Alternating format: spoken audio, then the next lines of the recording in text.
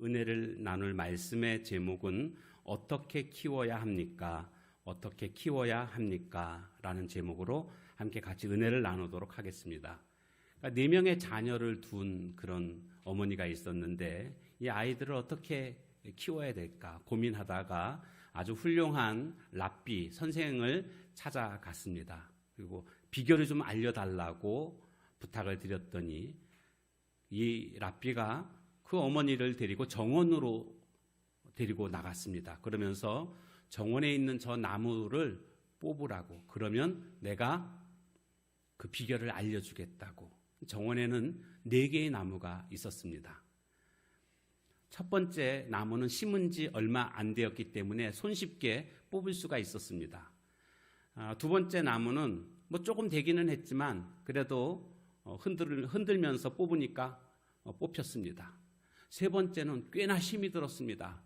심은 지도 어느 정도 시간이 지났고 그래서 힘은 들었지만 땀 흘리면서 뻘뻘 그렇게 고생하면서 결국 세 번째 나무도 뽑을 수가 있었습니다. 그런데 네 번째 나무는 너무 견고하게 뿌리를 내렸고 기둥이 너무나 두껍고 튼실하기 때문에 도무지 아무리 흔들어도 흔들리지 않는, 뽑을 수 없는 그런 나무였습니다. 이때에 랍비가 그 어머니에게 이런 이야기를 했습니다. 자녀 교육도 이 나무와 같습니다. 오랜 습관은 깊은 뿌리를 내리고 그것을 바꾸기가 어렵습니다. 어린 자녀에게 좋은 습관을 갖게 해 주십시오. 이렇게 이야기를 했다는 것이죠. 그러니까 어릴 때가 여기 핵심입니다. 어릴 때 좋은 습관을 심어주는 것. 이 거꾸로 얘기하면 어릴 때 나쁜 습관을 갖게 되면 그것이 그의 인생을 망치게 된다라는 뜻 아니겠습니까? 성경에서는 이미 이 부분에 대해서 우리에게 지혜를 알려주고 있습니다. 잠언 22장 6절에 보면 마땅히 행할 길을 아이에게 가르치라. 그리하면 늙어도 그것을 떠나지 아니하리라. 이렇게 말씀해 주고 있습니다. 여기도 핵심이 아이에게 가르치라입니다. 오늘 말씀 12절에 보면 이 아이를 어떻게 기르며 우리가 그에게 어떻게 행하리까? 이런 말씀이 나옵니다. 마노아라는 사람이 하나님의 사자에게 묻는 말입니다. 이 부부에게는 아이가 없었습니다. 그런데 이제 아이가 생긴다는 것을 하나님의 사자가 와서 마노아의 아내에게 알려줍니다. 그 아내는 남편에게 이 사실을 알렸고 남편은 하나님 다시 한번 하나님의 사자를 좀 보내달라고 그렇게 요청을 했고 그 요청하는 이유가 바로 이 이유 때문입니다. 왜요? 나는 이제 어떻게 이 아이를 키워야 되겠습니까? 이것을 알고 싶은 겁니다. 그래서 이렇게 요청하고 있습니다. 오늘 우리에게도 하나님이 맡겨주신 자녀들이 있습니다. 이것은 나의 뜻대로 키워서는 안 됩니다. 왜요? 하나님이 맡겨주셨으니까. 하나님의 뜻대로 하나님의 원하시는 대로 자녀를 양육해야 되는데 그러면 어떻게 우리 자녀를 양육해야 되겠습니까? 이 질문을 하나님께 드리면서 오늘 본문을 통해서 우리에게 알려주시는 그 비결을 함께 묵상하고자 합니다. 그 첫 번째는 바로 기도하며 양육해야 한다는 겁니다. 자, 8절 말씀을 한번 같이 보게 되면 읽어볼까요? 시작. 마노아가 여호와께 기도하여 이르되 주여 구하옵나니 주께서 보내셨던 하나님의 사람을 우리에게 다시 오게 하사 우리가 그 낳을 아이에게 어떻게 행할지를 우리에게 가르치게 하소서 하니 여기 보니까 마노아가 여호와께 기도하여 이르되 지금 아이를 낳는다는 아이를 주신다는 그 이야기를 아내로부터 들었습니다. 그러자 바로 그는 여호와 하나님께 기도하고 있는 모습을 우리에게 보여주고 있습니다. 지금 아이가 오랜 시간 동안 없었거든요. 그렇기 때문에 사실은 동네방네 소문을 내고 자랑하고 싶은 그런 마음도 한편으로는 있었을 것입니다. 그러나 그보다 더 중요한 것은 내가 이제 곧 아버지가 될 텐데 이 아이를 어떻게 키워야 하는지 이것이 당면 문제였습니다. 가장 중요한 문제였습니다. 그래서 그는 하나님 앞에 기도하고 있는 모습을 보게 됩니다. 기독교 역사에 훌륭한 그러한 인물들이 있기까지는 한결같은 공통점이 있다고 하면 바로 그 뒤에서 기도하는 부모님이 있었다라는 겁니다. 우리가 잘 알고 있는 성 어거스틴 같은 경우도 그의 어머니 이름은 모니카로 유명한데 이 어거스틴이 한마디로 방탕하였습니다. 지을 수 있는 죄는 다 졌습니다. 성적인 죄, 마약, 온갖 죄 다 지을 수 있는 것 다 지었는데 이 어머니가 이 아들을 향해서 기도한 것이 30년을 넘게 기도했습니다. 그러니까 10살 정도부터 집중적으로 기도했고 그가 40이 넘도록 여전히 그런 방탕한 생활을 하고 있는 상황이었습니다. 얼마나 마음에 큰 상처가 됐을까요? 이렇게 열심히 30년을 넘게 기도했음에도 아들이 여전히 방탕한 모습으로 살아가는 이 모습을 볼 때 얼마나 속이 상했을까요? 그런데 어느 날 이 아들이 탁자 위에 있는 성경을 뒤척이다가 하나님의 음성을 듣게 됩니다. 그리고 이탈리아 북부에 있는 암브로시스라는 감독을 찾아가게 됩니다. 그리고 암브로시우스를 통해서 하나님의 말씀을 배우게 되었고 그는 결국 기독교 최고의 신학자로 거듭나게 되는 모습을 보여주고 있습니다. 그리고 그의 삶은 완전히 변화된 삶을 살게 됩니다. 그래서 어거스틴을 이야기할 때 그 앞에다가 성 어거스틴이라는 성을 붙이는 이유는 그만큼 거룩한 삶을 살았다는 거죠. 그런데 오늘 제가 말씀드리고 싶은 것은 이 암브로시우스가 했던 아주 유명한 말입니다. 그 말이 뭐냐 하면 기도하는 어머니의 자녀는 결코 망하지 않습니다. 이런 이야기를 했거든요. 이 이야기를 한 이유가 뭐겠습니까? 어거스틴을 알고 그의 어머니 모니카를 알고 있습니다. 그러니까 이렇게 세상에 방탕한 아들이 이렇게 성자가 될 수 있었던 이유는 딱 한 가지였다라는 거죠. 어머니의 기도 때문이었다라는 것입니다. 그래서 그가 이와 같은 말을 했던 것입니다. 영국의 위대한 그런 설교가인 스펄전 목사님은 자신의 어머니를 회고할 때 이런 회고를 하고 있더라고요. 나의 어머니는 매일 우리를 식탁으로 모았고 성경 말씀을 읽어주었고 그리고 기도해 주셨다. 나는 백발이 되어서도 이 모습을 잊을 수가 없다. 이런 이야기를 하고 있습니다. 과일을 키울 때 잘 될지 잘 못 될지는 결국 과원지기의 솜씨라고 할 수가 있습니다. 마찬가지로 자녀가 잘 될지 잘못 될지를 결정하는 그것은 부모님의 솜씨라고도 할 수가 있는 것입니다. 모든 부모님들은 자녀들이 잘 되기를 바랍니다. 그런데 결과는 잘 못 되는 자녀들이 무수히 많이 나오고 있습니다. 자식을 못 입혀서 그렇습니까? 못 먹여서 그렇습니까? 못 가르쳐서 그렇습니까? 아니요. 그게 문제가 아니고요. 진짜 원인은 어디에 있는가? 바로 그것은 자녀를 향한 기도가 부족하기 때문임을 성경은 우리에게 말씀해 주고 있습니다. 오늘 우리는 하나님 앞에서 하나님 이 자녀를 우리가 어떻게 키울 수 있겠습니까? 이 기도가 날마다 계속되어야 할 줄로 믿습니다. 사무엘상 1장 27절 말씀, 이 아이를 위하여 내가 기도하였더니 내가 구하여 기도한 바를 여호와께서 내게 허락하신지라. 아이를 위하여 기도하였더니 허락하셨다. 이것은요 공식입니다. 왜요? 하나님이 아이를 맡겨주셨거든요. 그 맡긴 아이를 어떻게 키워야 할지 하나님께 기도했더니 하나님은 당연히 마땅히 그 기도에 허락하셨다. 이것은 논리적으로 허락하실 수밖에 없는 그런 것임을 알 수가 있습니다. 그러므로 오늘 우리들은 오늘 말씀을 듣는 중에 내가 그동안 물론 자녀들을 위해서 기도했지만 내가 정말 기도로 더 힘써야 된다라는 그런 영적인 부담감을 우리가 갖고 기도 생활에 힘쓸 수 있는 삶이 되어야 할 줄로 믿습니다. 두 번째로는요, 세상의 악한 것으로부터 보호해야 합니다.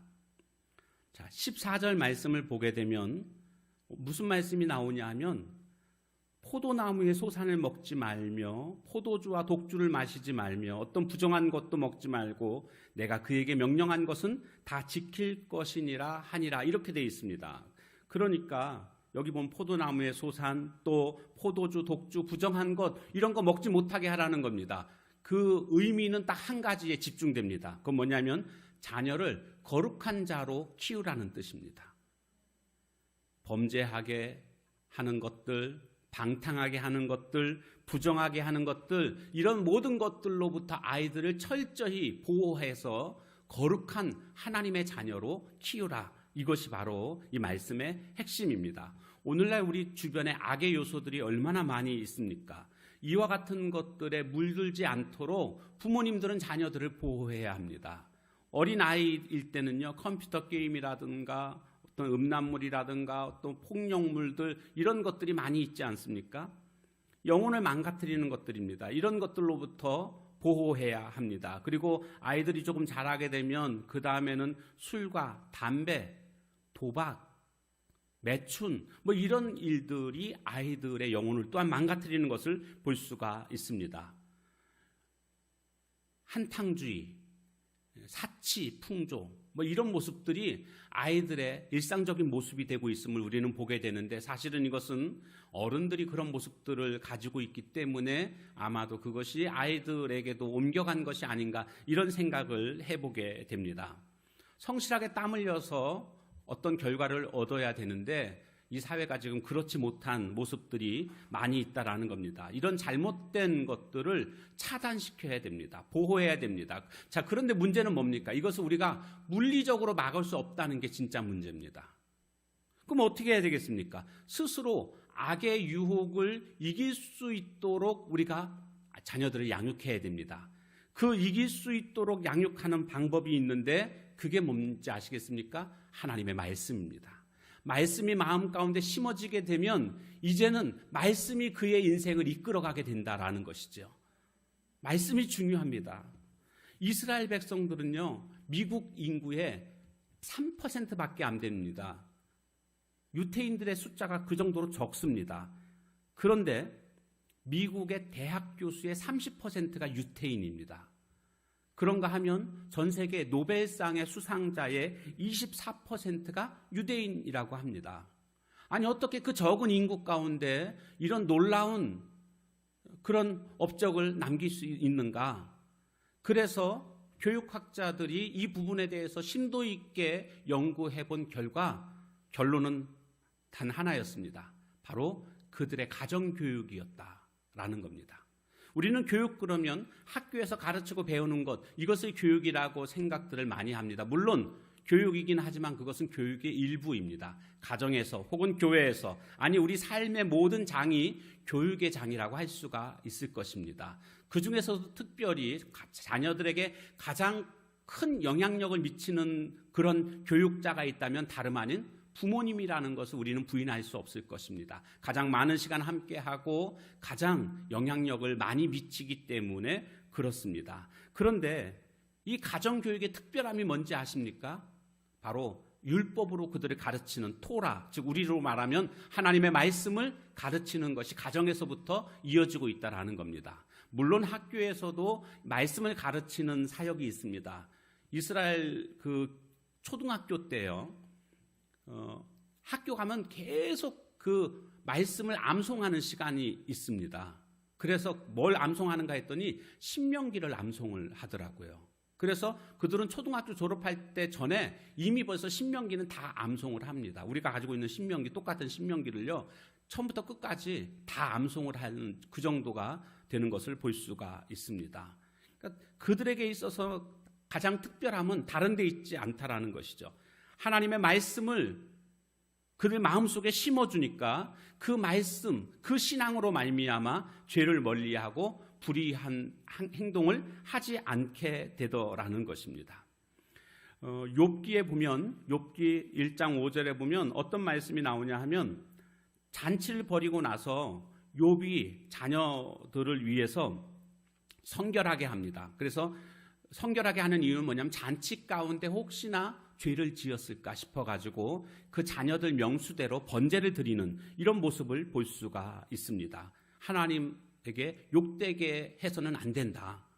혹시나 죄를 지었을까? 그러니까 자녀들의 죄에 대해서 굉장히 민감하게 살펴보고 자녀들을 죄에 빠지지 않도록 하도록 지도했던 것이 욥의 모습이었던 것을 알 수가 있습니다. 요한일서 5장 21절에 보면 자녀들아 너희 자신을 지켜 우상에게서 멀리하라, 이런 말씀도 나오고 있습니다. 우리 자녀들이 하나님의 말씀으로 말미암아 세상의 모든 불의한 것들, 죄악들로부터 물들지 않도록 보호해야 할 책임이 오늘 우리 부모님들에게 있는 것을 우리는 깨닫게 되는 것입니다. 마지막 세 번째로는 헌신된 삶을 살 수 있도록 가르쳐야 됩니다. 하나님께 헌신된 삶, 복된 삶, 가치 있는 삶을 살아야 됩니다. 그런데 복된 삶, 가치 있는 삶은 어떤 것일까요? 세상 사람들은 아마 그렇게 얘기할 겁니다. 높은 자리에 올라가는 것, 그리고 많은 돈을 버는 것, 이것이 세상 사람들의 가치관입니다. 그런데 오늘 우리들도, 믿는 자들도 이런 생각들을 많이 하고 있다라는 거죠. 한마디로 말하면 성공하고 출세하는 것, 이것이 성경에서 말하고 있는 그런 것이라고 생각을 하는데 전혀 그렇지 않다라는 것입니다. 성경에서 말하는 성공은 그런 것이 아닙니다. 진짜 가치 있고 복된 삶은요, 하나님 앞에서 헌신하는 삶입니다. 하나님 앞에서 헌신하는 삶. 성경에서 성공의 모델을 우리가 생각해 보면 먼저는 요셉을 생각할 겁니다. 그런가 하면 다윗, 그런가 하면 또한 다니엘, 이런 사람들을 우리가 먼저 생각하게 됩니다. 요셉은 총리였죠. 애굽의 총리. 다윗은 이스라엘의 왕이었습니다. 그런가 하면 다니엘은 바벨론과 메데 바사 나라의 총리직을 수행했습니다. 그러니까 세상적으로 봤을 때에 그들은 성공한 사람들이죠. 그러나 세상적으로만 성공한 것이 아니라 하나님 앞에서도 성공한 인생을 살았던 것입니다. 그런데 반면에 세상에서는 결코 성공한 사람이라고 말할 수 없지만 하나님 앞에서 인정받는 성공한 사람들이 무수히 많습니다. 엘리야, 예레미야, 사도 바울, 베드로, 이런 사람들은 하나님 앞에서 살기 위해서 온갖 박해와 어려움들, 고난 속에 있었지만 성경은 그들을 성공한 사람으로 인정해 주는 것을 볼 수가 있습니다. 왜 그랬을까요? 이유는 딱 하나입니다. 하나같이 하나님 앞에서 헌신하는 삶을 살아가고 있더라는 것입니다. 제가 앞에서 말씀드린 것처럼 기도하는 삶, 그리고 구별된 삶, 이 자체가 목적이 아닙니다. 삼손은 나시린이었습니다. 태어날 때부터 나시린, 그리고 죽을 때까지 나시린. 나시린이 뭐냐면 하나님께 바쳐진 사람입니다.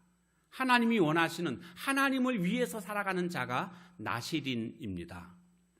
기도하는 것, 구별된 것, 그것은요, 나시린의 삶을 살기 위한 그런 도구라고 할 수가 있습니다. 진짜 중요한 것은 바로 하나님 앞에서 하나님을 위하여 살아가는 삶입니다. 우리는 혹 그런데 이런 생각들을 할 겁니다. 아니, 하나님을 위해서 살아가기는 하는데 그러나 우리가 목구멍이 포도청이라고 우리가 뭐 정말 살아야 될 필요한 것들이 있지 않겠습니까? 스펙도 필요하고 직장도 필요하고 돈도 필요하고 다 필요하지 않겠습니까? 이런 생각들을 우리는 먼저 하게 됩니다. 그런데 여러분, 세상이 주는 소리에 귀 기울이지 마십시오. 그런 것들은 하나님이 책임져 주십니다. 다윗이 골리앗과 싸워 이길 때 필요했던 것은 막대기와 돌멩이에 불과했습니다. 세상이 우리에게 보여주는 의리의리한 갑옷이라든가 창이라든가 칼이라든가 그런 거 없어도 된다라는 겁니다. 막대기와 돌멩이만으로 우리는 만족하고 얼마든지 승리할 수 있다라는 겁니다. 다시 말씀드리면 무엇을 가졌느냐가 중요한 것이 아니라 무엇을 믿느냐가 중요한 것입니다. 그러니까 돈을 믿는 사람들은 돈으로 승부를 봅니다. 학벌을 믿는 사람들은 학벌에 목숨을 거는 모습들을 보게 됩니다. 그런데요, 중요한 것은 그게 아니라는 거죠. 막대기, 돌멩이 그 자체를 믿는 게 아니고요. 그 막대기와 돌멩이를 통해서 하나님을 믿기 때문에 그 사람은 성공하는 삶을 살아갈 수 있는 것입니다. 어쩌면은 세상이 요구하는 그런 조건들은 없을 수 있습니다. 그래서 세상 사람들이 무시하는 그런 인생이 될 수도 있을지 모르겠습니다. 그러나 하나님 향해서 나의 인생을 드린 사람들은요, 하나님이 결국 책임져 주실 줄로 믿습니다. 하나님 앞에서 어떻게 생각하면 아무것도 아닌 것 같고 내가 가진 것도 없고 드릴 것이 없는 것처럼 느껴질지 모르지만 있는 그대로 하나님 앞에 연약한 모습 그대로 하나님 앞에 드릴 수만 있다면 하나님은 놀랍게 사용하시는 것을 우리는 경험하게 될 것입니다. 사사기 3장 31절에 가보면 삼갈이라고 하는 사사가 나옵니다. 에우세 후에 아나세 아들 삼갈이 사사로 있어 소모는 막대기로 블레셋 사람 600명을 죽였고 그도 이스라엘을 구원하였더라, 이런 말씀인데요. 소모는 막대기로 블레셋 사람, 칼과 창을 들고 있는 사람 600명을 쳐 죽였습니다. 그리고 그도 이스라엘을 구원했다라고 성경은 우리에게 증거하고 있습니다. 소모는 막대기를 믿은 게 아닙니다. 소모는 막대기를 붙들고 계신 하나님을 믿은 것입니다. 오늘 우리의 삶 속에서 이것이 필요합니다. 우리가 뭐 믿고 살아가겠습니까? 하나님의 행하실 기적을 믿는 자들이 하나님의 사람들 아니겠습니까? 세상 사람들과 똑같이 살려고 해서는 안 됩니다. 칼 없어도 됩니다. 창 없어도 됩니다. 방패 없어도 됩니다. 우리는 하나님이 주실 기적을 믿고 살아가는 사람들입니다. 보리떡 5개와 물고기 2마리, 그거 주님이 축복하시면 그거 도시락 하나 가지고도 남자 장정만 5,000명이나도 먹고 남을 수 있는 그런 삶을 살아갈 수가 있는 겁니다. 주님 앞에 그냥 드리기만 하면 됩니다. 지금 연약한 모습 그대로 그냥 드리십시오. 하나님, 제가 좀 준비해서 드리겠습니다. 하나님, 제가 좀 고쳐서 드리겠습니다. 내가 성경을 잘 많이 모르거든요. 성경을 좀 많이 안 다음에 하나님 드리겠습니다. 어느 세월에 그렇게 하겠습니까? 세월 다 지나갑니다. 예수님께서 제자들을 부르실 때에 어떤 준비된 모습 가지고 제자들을 부르셨습니까? 그냥 너 따라와 했을 때 그들은 자신의 모습이 부족하지요, 완벽하지 못하지요. 그러나 그냥 다 내려놓고 주님 따라갔습니다. 그러니까 놀랍게 쓰임받은 것 아니겠습니까? 오늘 우리 인생도 마찬가지입니다. 많이 부족하지만, 연약하지만, 어부이고 세리이고 제자들이 그렇게 부족한 그런 자들이었음에도 불구하고 따라가니까 기적이 나타났던 것 아니겠습니까? 우리에게 필요한 것은 갑옷이 아닙니다. 칼과 창, 방패가 아닙니다. 우리에게 필요한 것은 믿음만 있으면 됩니다. 그 믿음 가지고 하나님 앞에 나의 생을 드릴 수만 있다면 놀라운 인생들을 살아갈 것을 저는 확실히 믿습니다. 저 어렸을 때부터 예배를 드렸습니다. 목사님 자녀다 보니까 그렇게 했던 거죠. 그래서 초등학교 때부터 수요 예배, 심야 기도회 다 드렸습니다. 새벽 기도회는 안 드렸고요. 고등학교 때까지는 새벽 기도회는 안 드렸고요. 그러나 수요 예배하고 심야 기도회, 주일 예배는 물론이고요. 늘 드렸습니다. 그런데 이 초등학교 때 어릴 때 기억이 나는데 왜 이렇게 졸린지 모르겠습니다. 저희 아버님이 설교를 하시는 건 자장가였습니다. 너무 졸려가지고 그냥 설교 시간만 되면 아예 그냥 누워서 자다시피 했습니다. 그런데요, 그래도 그렇게 예배를 드렸습니다. 그러면서 저 나름대로 이 예배에 재미난 게 뭐가 있을까 생각해 보니까 그때 톱밥난로가 있었거든요. 여러분 혹시 톱밥난로 아시나요? 많은 다라를 갖다 놓고 거기 톱밥을 갖다가 가득 채워 놓습니다. 그리고 이제는 뚜껑을 열고 톱밥을 그 위에다가 퍼서, 바가지로 퍼서 이렇게 넣는 거거든요. 그거 재밌습니다. 톱밥 넣는 게 그거 재밌어요. 그래가지고요, 아예 톱밥 넣는 거를 제가 재밌어 하니까 저희 어머님이 저한테 아예 맡겨 놓으셨어요. 그래가지고 예배 시간마다 앞에 강단은 안 쳐다보고 톱밥만 쳐다보는 거예요. 톱밥 타나 안 타나 그것만 쳐다보고 열심히 막. 근데 그렇게라도 하면서 하여간 예배를 드렸습니다. 그랬더니요, 결국 하나님이 쓰시는 자가 되지 않겠습니까? 제가 드리고 싶은 그겁니다. 우리가 하나님 앞에서 헌신된 삶을 살아야 된다. 어릴 때부터 헌신된 삶을 살아야 된다. 뭘 헌신하겠습니까? 어린아이들한테 뭘 요구하겠습니까? 예배만 잘 드리면 됩니다. 다른 거 없습니다. 예배 잘 드리면요, 말씀 듣고 찬양하고 하나님께 가까이 나아가는 예배, 우리 인간이 피조물이 노는 우리 인간이 하나님 앞에 드릴 수 있는 최고의 행위 중에 하나가 바로 예배인 줄로 믿습니다. 그렇기 때문에 예배 생활에 헌신할 수 있도록 자녀들을 양육하는 것, 이것이 자녀들을 잘 키울 수 있는 그런 비결이라고 할 수가 있겠습니다. 이제 말씀을 마무리하려고 합니다. 우리에게 맡겨준 하나님의 자녀들, 하나님의 자녀입니다. 나의 자녀가 아닙니다. 너무 소중하죠. 애지중지라는 표현이 있을 만큼 정말 귀하고 귀합니다. 그런데 소중한 만큼 정말 잘 키워야 되는데 어떻게 잘 키울 수 있을까요? 우리는 키워봐서 알지만 내 힘으로 부족하다는 것을, 내 힘으로는 내 뜻대로 잘 안 된다는 것을 우리는 깨닫게 됩니다. 어떻게 하면 그러면 잘 키우게 되는 걸까요? 그들의 삶을 하나님께 맡기는 것입니다. 하나님이 책임지시도록, 하나님이 붙잡고 그의 미래를 책임지실 수 있도록 하는 것이 가장 안전한 것이요 최선인 줄로 믿습니다. 그러기 위해서 우리가 해야 할 일은 뭘까요? 기도하는 것입니다. 기도로 양육하십시오. 늘 하나님께 묻고 하나님이 주시는 지혜로 양육하는 것입니다. 두 번째는 죄악된 세상에서 오염되지 않도록 그들을 잘 보호하는 것입니다. 스스로 죄악들을 이길 수 있도록 하나님의 말씀으로 그들을 잘 양육하는 것입니다. 마지막 세 번째로는 온전히 헌신된 삶을 살아갈 수 있도록 하는 것입니다. 어릴 때부터 헌신하는 자가 결국 헌신하게 됩니다. 어릴 때는 놀 때니까 그냥 내버려 두고 이게 아닙니다. 어릴 때부터 해야만 그것이 평생을 가게 돼 있습니다. 아이들에게 하나님 앞에서 살아가는 모습, 헌신된 모습을 가르치고 그것을 본을 보일 때에 또한 따라오게 될 줄로 믿습니다. 우리들의 자녀들이 하나님이 책임지시는 가장 귀한 쓰임받는 일꾼들이 될 것을 우리가 사모한다면 자녀들을 위해서 오늘 말씀 세 가지를 마음속에 품고 그렇게 자녀들을 양육할 수 있는 하나님의 그러한 부모님들 다 되시기를 주님의 이름으로 축원합니다. 이 시간 함께 같이 기도하도록 하겠습니다. 오늘 주신 말씀 기억하면서 하나님 기도로 키우게 하나님 도와주옵소서. 세상에 오염되지 않도록, 죄악에 오염되지 않도록 말씀을 양육할 수 있는 부모님 되게 해달라고, 또한 온전히 헌신된 삶을 살아갈 수 있도록 가르칠 수 있는 그런 부모님 되게 해달라고 우리 다 같이 통성으로 함께 같이 기도하도록 하겠습니다. 하나님 아버지, 오늘도 하나님의 말씀을 통하여서 내가 하나님이 맡겨주신 이 자녀를 어떻게 키워야 할지를 또한 고민하게 해주시니 감사합니다. 오늘 삼손을 통해서 우리에게 주신 이 말씀을 기억하고 그의 아버지 마노아가 그렇게 기도했던 것처럼 하나님 오늘 나도 주님 앞에서 더 열심히 자녀를 위해서 기도하며 키울 수 있는 부모가 되게 하나님 인도해 주시옵소서. 하나님 또한 무엇보다도 악한 것으로부터 보호해야 되겠습니다.